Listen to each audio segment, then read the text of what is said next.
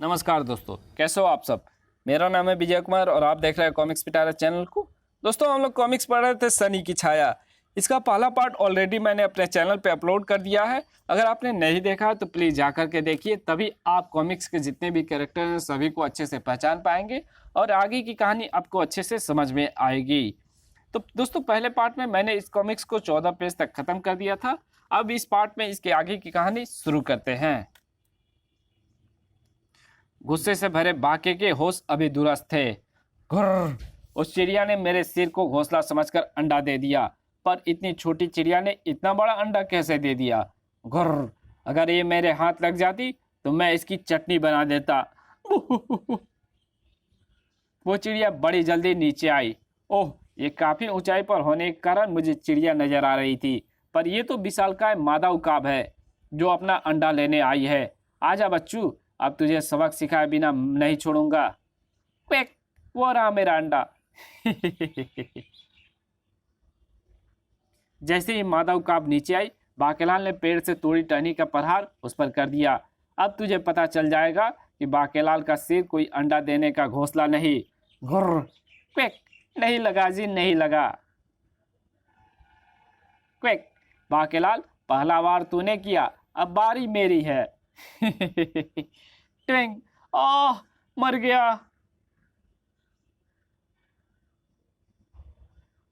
खरोच, अभी तुम कहाँ मरा है बाकेलाल, अभी तो मैं तुझे नोच नोच कर मारूंगी। ये तो मेरे कपड़े फाड़ रही है। पर मेरा भी नाम बाकेलाल है। इसने मुझे नोचा और मेरे वस्त्र फाड़े, मैं भी इसका अंडा फोड़ दूंगा। घुर्र। दोस्त उकाब, ये गया तेरा अंडा। मुझे वो अंडा ही तो लेना था। अंडा जहां गिरेगा मैं वहां से उठा लूंगी, क्योंकि मेरा अंडा बहुत मजबूत होता है, आसानी से नहीं फूटता। साए। लेकिन ये क्या, अंडा दूसरी तरफ से चले आते राक्षस भूकड़ की खोपड़ी पर टकराया। तड़ाक। ओह, ये तो अंडा है और मेरी खोपड़ी से टकराया है। मेरी मृत्यु अंडा सिर पर लगने से ही होनी थी। बचाओ।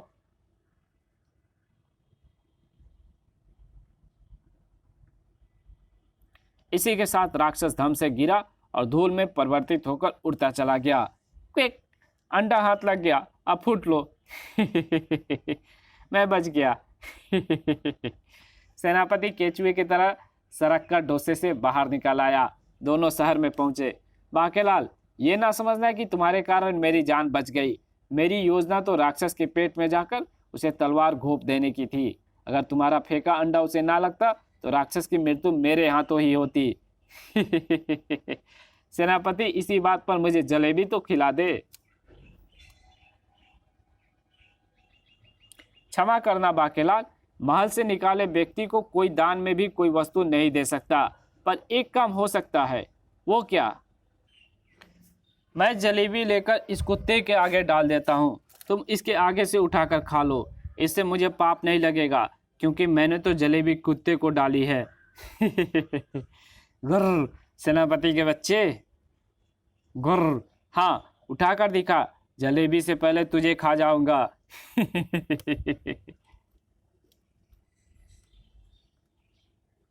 चलो, जल पीकर पेट भर लेता हूँ। ठहरो बाकेलाल, कोई भी महल निकाला व्यक्ति कुएं का जल निकालकर नहीं पी सकता। जल पीना है तो किसी नदी पर जाओ। अगर इस कुएं का जल मैं नहीं पी सकता तो फिर कोई भी नहीं पिएगा। घर। बाकेलाल थोड़ी देर बाद फिर वहां पहुंचा और ये डाली मैंने विषैली पतिया कुएं में, अब आएगा मजा। मजा तो अब बाकेलाल तुझे आएगा। हमें संदेह था कि तुम कुएं का जल पीने की चेष्टा अवश्य करोगे, इसलिए हम यहाँ छिपकर कुएं की निगरानी कर रहे थे। अगर हम ऐसा ना कर रहे होते तो हमें तुम्हारी घृष्टता का पता भी ना चलता।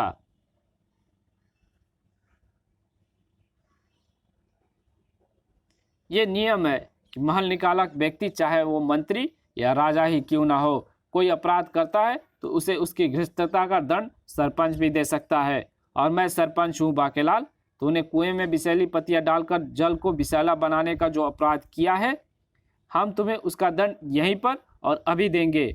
मारो इसे। हाय, मर गया, मारो मारो। क्योंकि इसने पानी को विषैला बनाकर हमें भी मारने की साजिश रची है।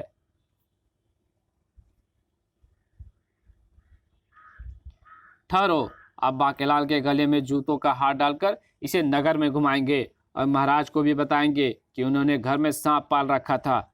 घुर्र, तुझे देख लूंगा नासपीटो। मरा मरा मरा। कुएं में से कैसी आवाजें आ रही हैं? अभी कोई उन आवाजों का रहस्य जान भी नहीं पाया था कि आह, बचाओ बचाओ, राक्षस राक्षस। कुएं में राक्षस छिपा बैठा था। कुएं के बाहर आते ही राक्षस तड़पने लगा। दुष्ट राक्षस, तू कुएं में क्यों छुपा हुआ था? मैंने सोचा था कि जब स्त्रियां कुएं पर पानी भरने आएंगी तो मैं उन्हें उठाकर ले जाऊंगा, पर किसी ने कुएं में विषैली पत्तियां डाल दी, जिससे जल विषैला होकर मेरे अंदर ही चला गया। और अब मैं नहीं बचूंगा, क्योंकि तुम मानो मुझे क्यों बचाओगे? मरा।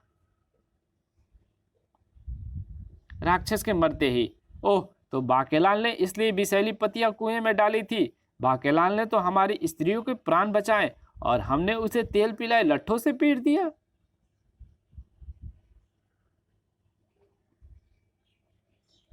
बाकेलाल, तुमने पहले ये रहस्य क्यों नहीं बताया? खामखा पेट गए। हम तो बाके की दवा दारू भी नहीं कर सकते, क्योंकि महल निकाले व्यक्ति की कोई मदद नहीं की जा सकती। मुझे पिटवाने वाली थी मेरे सिर पर पड़ी शनि की छाया। भूखा प्यासा बाकेलाल किसी प्रकार आखिरकार वन में आ ही पहुंचा। पहले जल पीकर अपनी प्यास बुझा लूं, पर ओह, कमबख्त कुत्ते ने सारा जल दूषित कर दिया।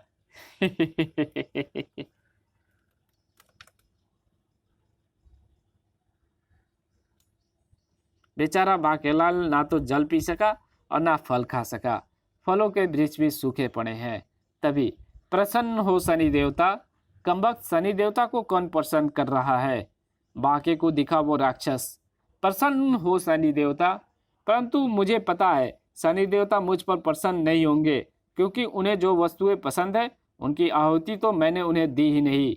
मुझे पता ही नहीं कि वो कहाँ मिलती है।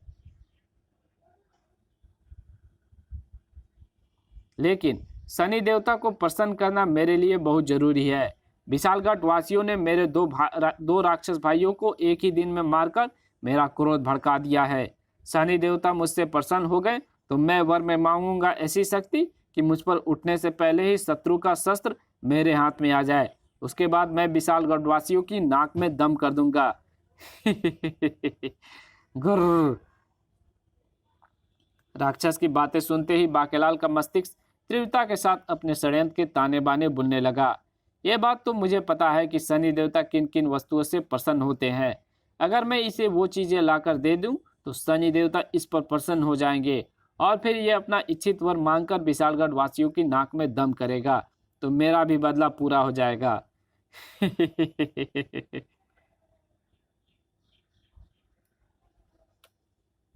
ये बातें सोचकर मुझ में नया जोश आ गया है, तो मैं चला राक्षस को शनि देवता की पसंद की वस्तुएं भेंट लाकर देने के लिए।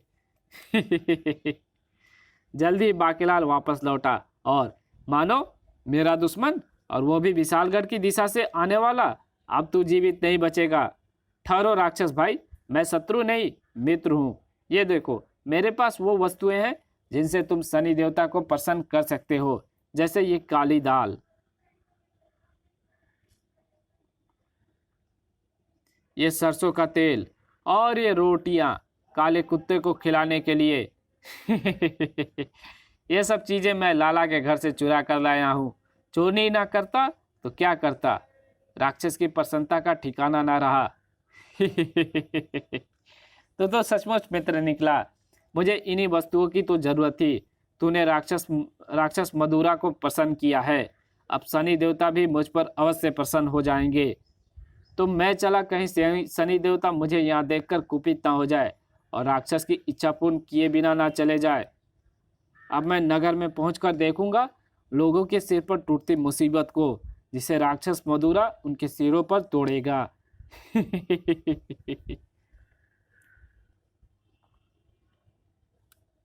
सुबह होते ही राक्षस मदुरा ने आतंक मचा दिया। महाराज, हमारे प्राण बचाइए। राक्षस मदुरा ने नगर में लाल पीसी मिर्च की आंधी चला दी है। मिर्ची लगने से सबका बुरा हाल है। अब वो कह रहा है कि कांटों की बारिश करेगा। सेनापति, जाओ उसे रोको। जो आज्ञा महाराज। सेनापति सेना लेकर आगे बढ़ा। राक्षस को देखते ही सब लोग आंखें बंद करके उस पर टूट पड़ना, वरना वो आंखों में मिर्ची झोंक देगा। राक्षस जल्दी दिखाई दे गया। सैनिकों को लेकर मुझे रोकने आया है सेनापति? यही है राक्षस मदुरा। तलवार एवं भालों से खत्म कर दो इसे। राक्षस मदुरा ने अपना हाथ ऊंचा किया तो सबके शस्त्र निकलकर उसके कदमों पर गिर पड़े। अरे, हमारे शस्त्र हमारे हाथों से निकलकर राक्षस मदुरा के कदमों में जा गिरे। अब तो ये हमारे भटूरे जरूर तल देगा।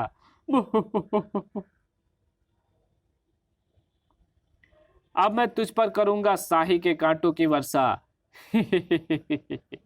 भागो, ये तो कांटों की बारिश कर रहा है। मैं डर कर नहीं भाग रहा, मैं तुम्हें रोकने के लिए तुम्हारे पीछे भाग रहा हूं। रुक जा कांवरों, राक्षस का मुकाबला करो। बाकेलाल मन ही मन बेहद प्रसन्न था।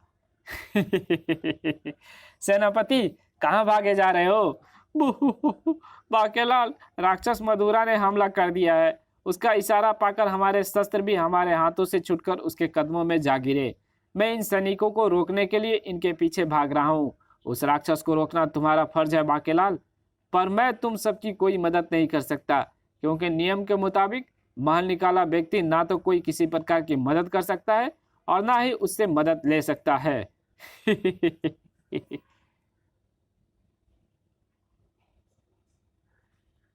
राक्षस द्वारा की जा रही कांटों की वर्षा से नगरवासियों में भगदड़ मच गई। भागो भागो। अब आया मजा। बाकेलाल, हमें राक्षस से बचा लो। भगवान तुम्हें सुखी रखेगा बेटा। अगर मदद करने का नियम होता तो जरूर करता। बाकेलाल, आखिर तेरी लाई वस्तुओं से मैंने शनि देवता को प्रसन्न करके कई शक्तियां प्राप्त कर ही ली।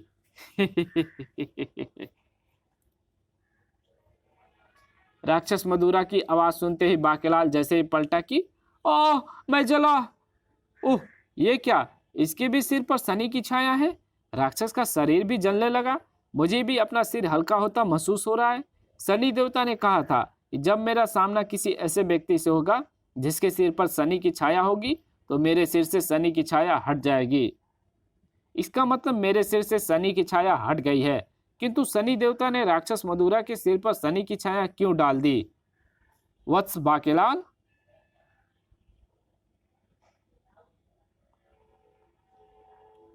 राक्षस मदुरा ने जो वस्तुएं मुझे भेंट में दी थी वो उसे चूंकि तुमने लाकर दी, इसलिए उस दान का पुण्य तुम्हें मिला। उस पुण्य के कारण हम तुम्हारे सिर से शनि की छाया हटाने के लिए बाध्य हो गए, किंतु राक्षस मदुरा ने बिना मेहनत किए उन वस्तुओं की आहुति मुझे दी। इससे क्रोधित होकर हमने राक्षस मदुरा को वर के साथ साप भी दे दिया और उसके सिर पर शनि की छाया छोड़ दी, ताकि इसे देखकर तुम्हारे सिर से शनि की छाया हट जाए और राक्षस को भी दंड मिल जाए। राक्षस मदुरा के जलकर राख होते ही विशालगढ़ वासियों ने प्रसन्नता से उसे घेर लिया। बाकेलाल ने राक्षस मदुरा को जलाकर राख बना डाला। बाकेलाल, हम महाराज से प्रार्थना करेंगे कि वो महल निकाला व्यक्ति के लिए बनाए गए कठोर नियमों को नर्म करे। अगर मुझे पता होता कि राक्षस के सिर पर भी शनि की छाया पड़ गई है तो मैं कभी उसके सामने ना आता, फिर चाहे मुझ पर ही मुसीबतों का पहाड़ ही क्यों ना टूट पड़ता। फिर महल में बाके पुच्ची देना, लोगों की प्रार्थना पर मैंने तेरा महल निकाला वापस ले लिया। चलो, शनि की छाया तो टल गई। इसी के साथ ये कहानी यही समाप्त होती है। मिलेंगे एक और नई कॉमिक्स में, तब तक के लिए बाय। और अगर कॉमिक्स अच्छी लगी हो तो कॉमिक्स को लाइक कर देना, इस वीडियो को लाइक कर देना, और चैनल पे नए हो तो प्लीज़ चैनल को सब्सक्राइब कर देना।